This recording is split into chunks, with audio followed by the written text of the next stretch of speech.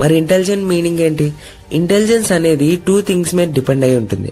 ఏదైనా స్కిల్ లేదా క్వాలిటీని బాగా స్పీడ్ గా యాక్యురేట్ గా నేర్చుకోవడం, అండ్ ఆ నేర్చుకున్న నాలెడ్జ్ ని ఫ్యూచర్ లో అవసరం వచ్చినప్పుడు సరైన ప్రాసెస్ తో సరైన ప్లేస్ లో అప్లై చేయడం. సింపుల్ వర్డ్స్ లో ఎక్స్ప్లెయిన్ చేస్తా. ఒకవేళ మీరు ఎలా నేర్చుకోవాలి, నేర్చుకున్న దాన్ని వర్క్ లో ఎలా అప్లై చేయాలి అనే 2 విషయాల్ని మాస్టర్ చేసుంటే అందరూ మీ గురించి ఆ పర్సన్ ఉన్నాడే తను నిజంగా చాలా ఇంటెలిజెంట్ అని అంటారు.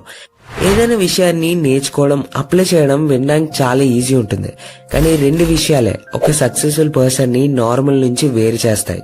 సో ఈ రెండింటిని సింపుల్ వర్డ్స్ లో చూద్దాం. నువ్వు ఇప్పటి వరకు నీ లైఫ్ లో ఎంతమంది పెద్దవాళ్ళ పేర్లు విన్నావు? వాళ్ళని ఎంతమంది మోర్ దెన్ 1 ఫీల్డ్ లో పేరు తెచ్చుకున్నారు?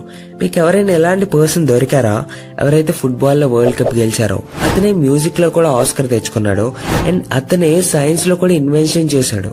బాస్, ఎవరైతే ఫుట్బాల్ లో వరల్డ్ కప్ గెలిచారో అతను తన టైం మొత్తాన్ని ఫుట్బాల్ గ్రౌండ్ లోనే స్పెండ్ చేస్తాడు. ఎవరైతే మ్యూజిక్ లో గ్రేట్ అనిపించుకున్నారో అతను తన డే అండ్ నైట్ మ్యూజిక్ పైనే వర్క్ చేస్తాడు. ఎవరైతే కొత్తగా సైన్స్ లో ఇన్వెన్షన్స్ చేశారో అతను తన మొత్తం టైం ని సైంటిఫిక్ ఎక్స్పెరిమెంట్స్ లోనే ఇన్వెస్ట్ చేశాడు. ఇదే తన ఫీల్డ్ లో ఒక నార్మల్ పర్సన్ నుంచి ఇంటెలిజెంట్ చేసింది. ఇంటెలిజెంట్ అంటే మీనింగ్ మన స్కూల్ లైఫ్ లో ప్రతిసారి మనమే టాప్ రావడం కాదు.